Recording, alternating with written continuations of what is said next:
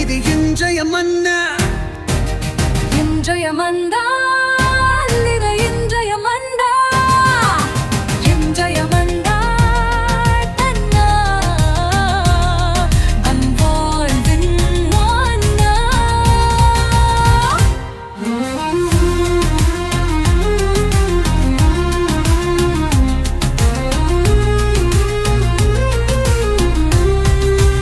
இயேசுவுக்கு பிரியமான அன்பு இறை உறவுகளே, நண்பர்களே, உங்கள் ஒவ்வொருவரையுமே சிறப்பாக இந்த புதிய நாளில் சந்திப்பதில் மிகுந்த மகிழ்ச்சி. அன்புக்குரியவர்களே, அக்டோபர் மாதம் 31ஆம் தேதி, இந்த மாதத்தினுடைய இறுதி நாளிலே இருக்கிறோம். அக்டோபர் மாதம் ஜெபமாலை மாதம். இந்த மாதம் முழுவதும் அன்னையை மகிமைப்படுத்தி இருக்கிறோம். இயேசுவை அதிகமாக தியானித்திருக்கிறோம். ஜெபமாலை ஜெபித்து பாவிகளுக்காக, உலக அமைதிக்காக ஜெபித்திருக்கிறோம். எனவே இந்த அக்டோபர் மாதம் தொடக்கத்திலேயே நாம் இந்த மாதத்தை இறைவன் பாதம் ஒப்பு கொடுத்து தொடங்கினோம். இந்த மாதம் முழுவதுமே ஒரு மாதமாக நம் இறைவன் நம்மை அன்பு செய்தார், அரவணைத்தார், காத்து கொண்டார், வழி நடத்தினார்.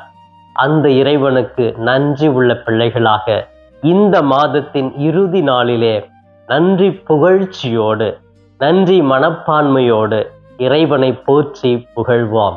அன்புக்குரியவர்களே, கடந்து வந்த பாதையை திரும்பி பார்ப்போம். இந்த மாதத்தினுடைய 31 நாட்கள் இறைவன் நம்மோடு தான் இருந்தார், நம்மை வாழ வைத்திருக்கிறார். நமக்கு தேவையானது எல்லாம் அன்றாட உணவாக, அன்றாட மன்னாவாக கொடுத்து நம்மை ஆசீர்வதித்து வழி நடத்தியிருக்கிறார். அப்படிப்பட்ட இறைவனுக்கு நன்றி கூறும் நாளாக இந்த நாள் அமைத்துக் கொள்ளுவோம். அன்புக்குரியவர்களே, சிறப்பாக எண்ணற்ற காரியங்கள், நல்ல காரியங்கள் நடந்திருக்கிறது. அதற்காக இறைவனுக்கு நன்றி உள்ள பிள்ளைகளாக வாழ முயற்சி எடுப்போம். இதோ சிறப்பாக இன்று இந்த மாதத்தினுடைய இறுதி நாளிலே நம்முடைய தாயாம் திரு அவை நமக்கு கொடுக்கிற இன்றைய மன்னா லூக்கா நற்செய்தி பிரிவு 14 இறை வார்த்தைகள் 1 - 6 முடிய பகுதிகள். இந்த பகுதி எதை பற்றி சொல்லுகிறது என்றால், ஓய்வு நாளில் இயேசு பரிசேயருடைய வீட்டிற்கு செல்லுகிறார். அங்கே உணவருந்து அமர்கிறார். அங்கே மறைநூல் அறிஞர்களும் பரிசேயர்களும் இருக்கிறார்கள்.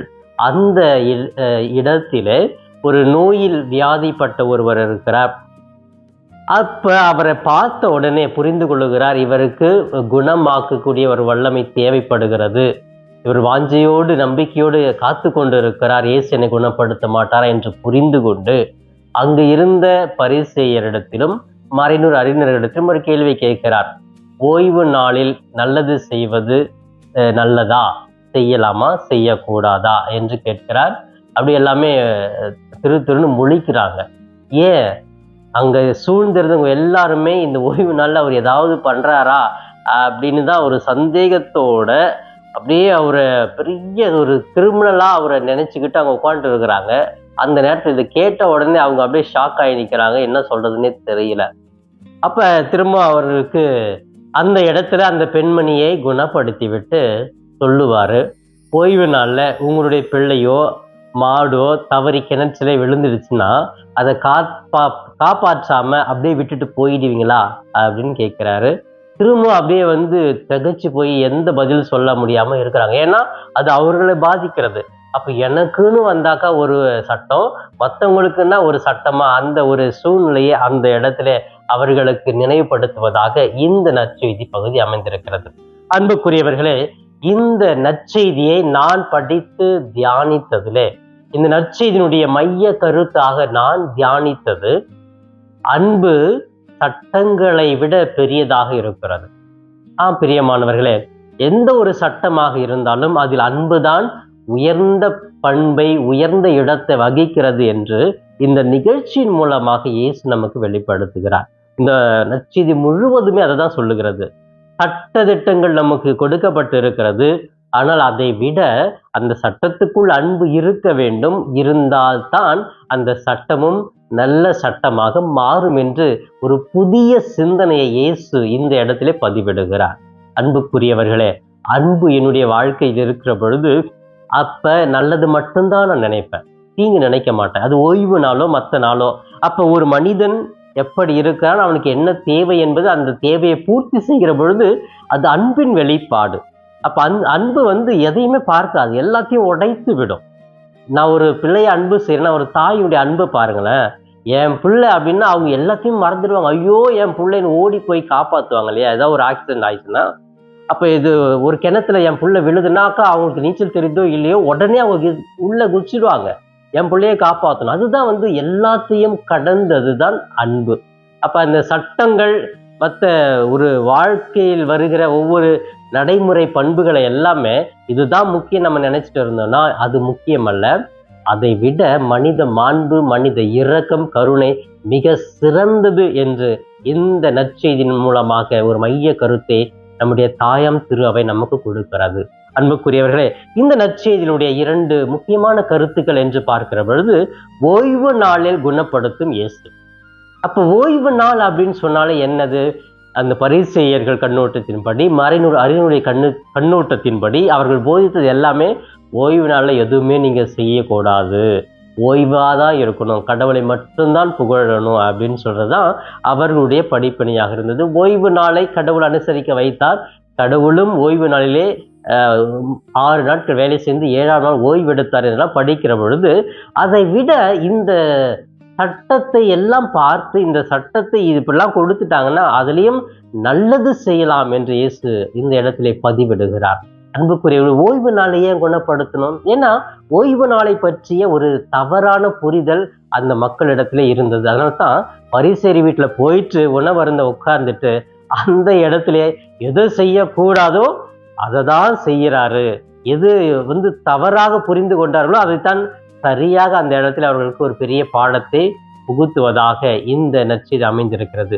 ஓய்வு நாள்ல ஏன் மற்ற நாள்ல குணப்படுத்திருக்கலாமே? இந்த நாளை குணப்படுத்துவதனுடைய நோக்கம் நல்லது செய்ய சட்டங்கள் நமக்கு தேவையில்லை, அதை பின்பற்ற வேண்டிய ஒரு கட்டாயம் நமக்கு இல்லை என்று இயேசு சிறப்பாகவே சொல்லுகிறார். நம்ம செஞ்சு கொண்டு இருக்கிறோம்.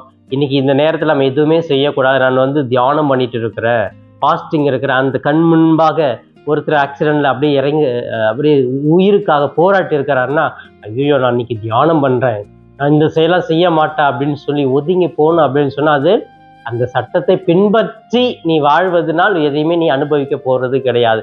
அப்படிப்பட்ட சட்டத்தை கடவுள் வெறுக்கிறார். மனித மாண்பை தான் ஏற்றுக்கொள்கிறார், கருணை செயலை தான் ஏற்றுக்கொள்கிறார் என்பதை புரிந்து கொண்டு வாழ வேண்டும். அன்புக்குரியவர்களே, இந்த பகுதியினுடைய 2வது கருத்தாக சட்டத்தின் மீது இரக்கத்தின் முன்னுரிமை. பிரியமானவர்களே, சட்டத்தின் மீது இரக்கத்துக்குத்தான் முக்கியத்துவம் கொடுக்க வேண்டும் என்று சிறப்பாகவே இந்த நற்செய்தியில இயேசு சொல்லுகிறார். சட்டம் ஒரு மனிதனுக்கு தேவை. அந்த சட்டங்களை இதை செய்யக்கூடாது, இது செய்யக்கூடாது, இதை செய்யக்கூடாது என்று இருக்கும். அப்ப ஏன் அப்படி சட்டங்கள் வருகிறது? ஒரு தவறு நடக்கிற பொழுது அந்த தவறை சரி செய்வதற்கு சட்டம். ஃபார் எக்ஸாம்பிள், நான் கல்லூரியில வேலை செய்யறேங்க. கல்லூரியில வேலை செய்யும் பொழுது எந்த ஒரு ரூல்ஸும் கிடையாது. பசங்க படிக்கிறாங்க, கேர்ள்ஸு காலேஜ் தான். அப்ப பெண்கள் படிக்கிற ஒரு கல்லூரியில் ஆண்களுடைய அந்த ஆண் மாணவர்களுடைய பண்பு அதிகமாக இருக்கிறது. ஒரு தவறு செய்யும் பொழுது இது மாதிரி செஞ்சாக்கா இனி உங்களுக்கு ஒரு வாய்ப்புகள் வராது, இது கட்டு. அப்ப ஒரு தப்பு செய்யறாங்கன்னா அப்ப இது மாதிரி செய்யறீங்க இல்லையா, இனி இந்த மாதிரி தப்பு செய்யாத இருக்கிறதுக்கு இந்த சட்டம், நீங்க வந்தீங்கன்னா இவ்வளவு ஃபைன் கட்டணும், இல்லைன்னா உங்களால எக்ஸாம் எழுத முடியாது. இப்படி ஒரு சட்டங்களை கொண்டு வருவோம். ஏன்னா ஒரு தவறு நடக்கிறது, அதுல இருந்து தவறு இன்னும் வேறு யாரும் செய்து விடக்கூடாது என்பதற்காக ஒரு சட்டங்களை கொண்டு வருகிறோம். அப்ப இந்த சட்டத்தை ஒரு சிலர் அப்படியே பிடிச்சுக்குவாங்க, இது பண்ணிட்டியா உடனே உனக்கு. அப்ப அந்த இடத்துல மனித மாண்பு, இரக்கம் எப்படி செயல்படுகிறது? அப்ப சட்டங்கள் இருக்கிறது என்றால் அதை விட மனித மாண்பு, இரக்க செயல் மிக சிறந்தது என்று இந்த நற்செய்தியிலே தெளிவாக இயேசு முன்னிட்டு காண்பிக்கிறார். 2வது கருத்தாக சட்டத்தின் மீது இரக்கத்தின் முன்னுரிமை. அன்புக்குரியவர்களே, இதோ சட்டம் தேவைதான். ஒரு தவறு நடக்கிற பொழுது அது சட்டமாக மாறுகிறது. உதாரணமாக, நான் கல்லூரியில பணி செய்கிறேன், பேராசிரியராக இருக்கிறேன். கல்லூரியில் மாணவர்கள் தவறு செய்கிற பொழுது உடனே அப்ப இது மாதிரி செய்யறீங்களா, இனி இது மாதிரி நடக்கக்கூடாது அப்படின்னு சொன்னா உங்களுக்கு அந்த எக்ஸாம் எழுத அலோவ் பண்ண மாட்டோம், இவ்வளோ ரூபாய் நீங்க ஃபைன் கட்டணும், உங்க பேரண்ட்ஸ் போய் கூட்டிட்டு வாங்க, உங்களுக்கு அட்மிஷன் கிடையாது, நீங்கள் வந்து டிஸ்கண்டினியூ பண்ணிட்டு போங்க அப்படின்னு சர்டிஃபிகேட் கொடுத்து அனுப்புறது, இது எல்லாமே ஒரு தவறு நடக்கிற பொழுது அந்த சட்டத்தை அவர்கள் புதிதாக கொண்டு வராங்க. அந்த சட்டத்தை பின்பற்றலாம் அவர்கள் நடவடிக்கை எடுக்கிறாங்க. அப்போ இந்த சட்டம் அப்படின்னு சொல்ற பொழுது சட்டத்தின் மீது இரக்கத்தின் செயல் அதிகமாக இருக்க வேண்டும்.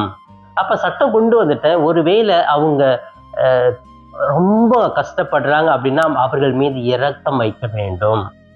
ஒரு ஓய்வு நாள் என்பது ஒரு சட்டம் கொண்டு வரப்பட்டது. மக்கள் ஓய்வு எடுக்கணும், அது கடவுள் கொடுத்தது. ஏன்னா 6 நாள் உழைக்கிறாங்க, 7வது நாள் அவர்கள் அப்படியே ரெஸ்ட் எடுத்தாக்கா அது அவங்க உடம்புக்கு நல்லது, மனதுக்கு நல்லது, ஒரு ஆன்மீகத்தை புதுப்பிக்க ஒரு வாய்ப்பு அப்படிங்கிறது தான் கடவுளுடைய திட்டம். அதை வச்சுக்கிட்டு இதை வந்து நீ கடைபிடிக்கலன்னா உன்னை கடவுள் தண்டிச்சிடுவா அப்படின்னு போதிச்சவங்க யார் அப்படின்னா இந்த பரிசேயர்கள், மறைநூல் வல்லுநர்கள். அப்ப இந்த தவறான புரிதலை சரி செய்வதற்காகத்தான் இந்த நற்செய்தியில சொல்லுகிறார், சட்டத்தின் மீது இரக்கத்தின் செயல் அதிகமாக இருக்க வேண்டும் என்று சொல்லுகிறார். அப்ப இந்த சட்டங்களை ஓரம் கட்டிட்டு அந்த நாளில ஓய்வு நாள்ல நல்ல செயல் செய்வது நல்லது, அது செய்யுங்க, மனித மாண்பு தான் சிறந்தது, கருணை செயல்தான், இரக்கம் தான் சிறந்தது என்று அழகாக தெளிவாக வெளிப்படுத்துகிறார். அன்புக்குரியவர்களே, இந்த நற்செய்தியினுடைய மைய கருத்து மற்ற 2 கருத்துக்களை வைத்து நம்முடைய அன்றாட வாழ்க்கையில் நாம் என்ன செய்ய வேண்டும் என்றால் இது ஒன்றை புரிந்து கொள்ள வேண்டும். சட்டத்தின் பின் அன்பு செயல், இரக்கச் செயல் ஒளிந்திருக்கிறது என்ற ஆழத்தை புரிந்து கொள்ள வேண்டும். இந்த சட்டத்துக்கு பின்பாக இரக்கச் செயல் ஆழமாக பதிந்திருக்கிறது என்பதை புரிந்து கொண்டு விட்டாலே நாம் இந்த சட்டத்திற்கு முக்கியத்துவம் கொடுப்பதை விட மனித மாண்பிற்கும் இரக்கச் செயலுக்கும் முக்கியத்துவம் கொடுத்து ஒவ்வொரு நாளுமே மக்களை நேசிப்பவர்களாக, மக்களை அன்பு செய்பவர்களாக, மக்கள் மீது பரிவை காட்டுகிற மக்களாக நாம் வாழ்வோம் என்ற உயர்ந்த பண்பை இயேசு இன்று உங்களுக்கும் எனக்கும் வெளிப்படுத்துகிறார். இந்த நல்ல பண்பை நமதாக்கி நாம் வாழ இன்று முயற்சி எடுப்போம்.